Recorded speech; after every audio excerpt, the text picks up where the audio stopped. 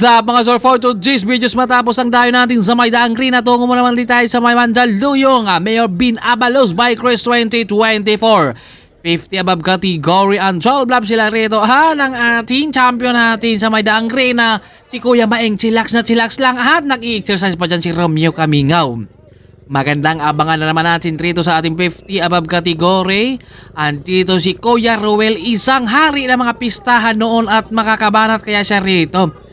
Alam natin na senior na to si Kuya Ruel pero hindi pa rin niya basta maiwanan yung kanyang pagbabike. Dahil sabi nga na kapag naiwanan daw nila ang pagbibisikleta, doon daw lumalabas yung kanilang mga sakit-sakit sa katawan. Kaya si Romeo Kamingaw nag-i-exercise na. At dito naman si idol natin nasa harapan may red horse pa tayo dyan.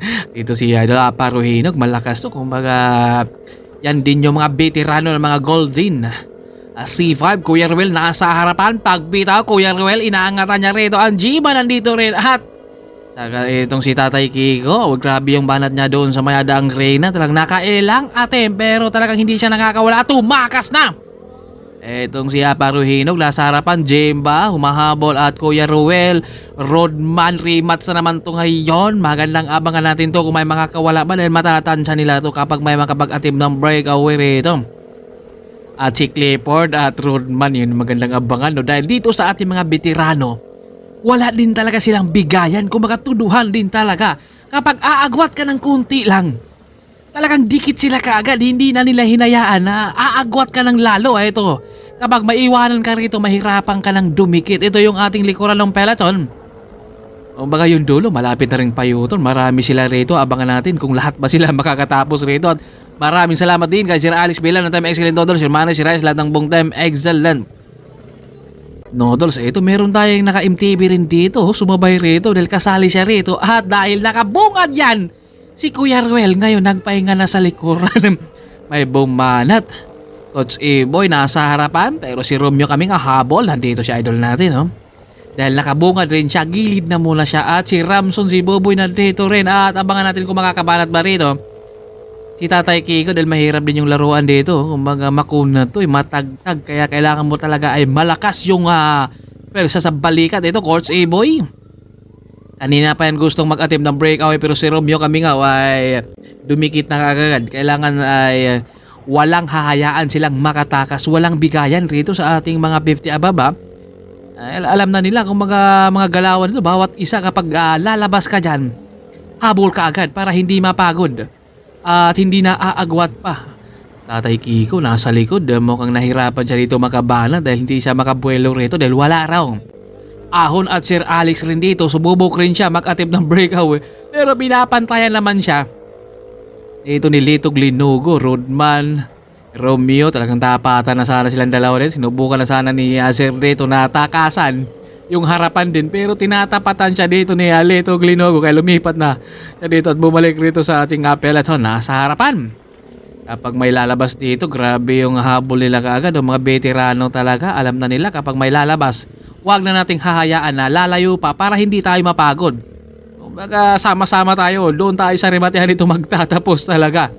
Kumbaga grabe yung mga bantayan nila at Coach A-Boy bumanat na naman siya pero si Romeo rito habol naman kagad at Clifford. Dito Sir Alex hindi talaga nila yaang may makatakas dito. Mga veterans move talaga at walang bigayan talaga sila rito. Coach A-Boy hindi nakatakas, si Romeo nakakaligid, si Rodman. Grabing depensahan nila rito. Kumbaga alam na kasi nila kung ano yung mga galawan. Sir Alex biglang inunahan pero habol naman kaagad.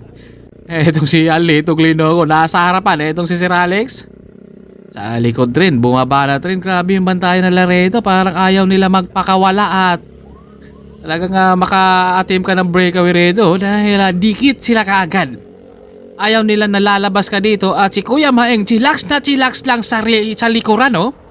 Pinagmamasdan lang niya yung harapan na kapag pagod na raw sila, siya naman ang babanat dahil nung ating laro sa may daang green doon siya sa last lap bumanat. Napagod si Clifford at saka si Rodman kaya walang naghabol. At makakabanat kayo sa muli rito. Siyempre, babawi at babawi dito ang mga American Vinyl. Sir Alex pumiga sa kanan. Sinubukan niyang umagwat rito at may sumukli niya rito. Umaagwat ito si Idol rito dahil si Sir Alex kanina sinubukan niya pero sinuklian naman siya. At ayan, si Kuya Maing humahabol. Di pinsahan lagi kapag may lalabas sa harapan, no? Mga veterano talaga. Litog Linogo, pumanay na naman rito. Kuya Maing, Clifford din naghabol rito sa likuran. Hindi sila nagpapaiwan.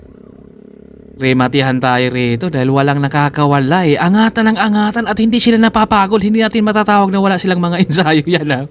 Dahil angatan ng angatan sila. Pero marami yan sila kanina. Kumbaga kunti na lang silang natira sa ating peloton. Talagang kumalas talaga yung ating iba rin. At Leto, Rodman nakabantay rin dito at habol yung kanyang kakampi dito na si Clifford, Kuya Maeng. Ito, aagwat sila rito. Marami na dito pero parang wala ring trangko dyan sa kanilang breakaway rito. Kaya hahabuli na naman sila rito at dinadala ni Romeo kami nga, Coach A-Boy, nakailang attempt. Hindi rin makakawala. Sir Alex din. Hindi rin siya makakatakas at si Kuya Maeng aabangan natin kung anong gagawin niyang diskarte dito dahil si Clifford talagang sinubukan niyang agwatan rito. Dinadala ni Clifford. Rodman habol din siya kung sakali sila ang makakawala rin. Lito rito pahinga na muna sa likuran. Ramdam din dito na ni Litog Linogo yung drogi at pagod talaga yan dahil kanina pa yan sila angatan ng angatan. Kumbaga kumunti na sila yung ating peloton dahil grabe naman yung ating laban. Clifford bumanat na naman. Romeo habol rin dito si Coach A-Boy. Hindi sila nagpapaiwan dahil naputol sila. Dinadala dito ni Kuya Rodi yung kanilang grupo dahil naiwan sila dito. Talagang patiisan yung ating mga 50 above kung sino ang matira-matibay rito. Grabe yung hangin nila. Hindi natin kaya yan kapag wala tayong ensayo rin at lalo kapag hindi tayo sanayan. Hindi natin matitiis yung kanilang banatan at wala ng breakaway ha. Kung mga may sumubok, hindi rin natuloy. Buo na yo. Sir Alex nakikiramdam dito, bubungad siya. Last lap tayo rito, nakikiramdam si Sir Alex. Clifford sumubok, hindi nakakawala. Coach A-Boy nakabantay kaya Romeo. At nasa likuran din itong si Rodman na isahan sila ni Kuya Maeng. Kumbaga humahanap talaga ng discard. Napagod si Clifford at si Rodman. Kaya nakawala si Kuya Maeng doon sa may daang green at ngayon makakatakas kaya siya at Sir Alice ang bumungad. Makakarimati kaya siya rito. Na siyang humatak, Leto, Clifford. Diyan naman sa likuran itong si John. Sir Alice ang nasa harapan. Grabe yung kanilang laban, pakalasan. Angatan ng angatan. Kung mga matira-matibay rito sa ating mga 50 above. Wala sa kanilang mga kategory. Yung kanilang mga lakas, napakatindi pa rin. Kung hindi pa natin matatawag na walang mga ensayo yan. Dahil napaka-bigat yung kanilang mga maintain eh. At last stop tayo dito at bumungad na dito si Sir Aye. Para hatakin niya dahil nandito sa harapan si Sir. Siya ang hahatak rito. Pero syempre andyan yung mga nasa likuran. Hahanap ng diskarte na naman yan at Clifford, Sir Aye bumungad. Magandang abangan yung alang krimat yan. Sir Ayeng humatak, sagad-sagaran na yung cambio dito ni Sir. Dahil nandito yung kanyang kakampi at bigla namang umangat ito si Kuya Maeng. Tumakas dito at sumisigaw na sila na habol.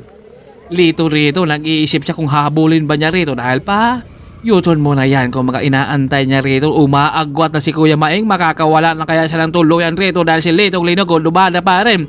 Rodman at John humahabol rito. Umaagwat na si Kuya Maeng. Humahabol rin dito si Alex. Matihan tayo rito. Umaagwat na Kuya Maeng, Clifford at Rodman. Humahabol rin dito at Romeo Camille. Naiwan siya rito. Makakagwat na kaya dito si Rodman dito at Romeo Camille. Humahabol at sayang itong si Kuya Maeng, naubusan siya.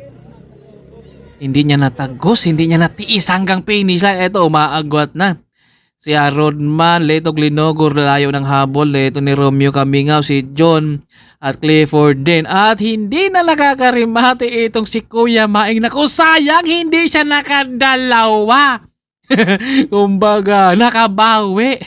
Si Rodman rito sa may Mandaluyong.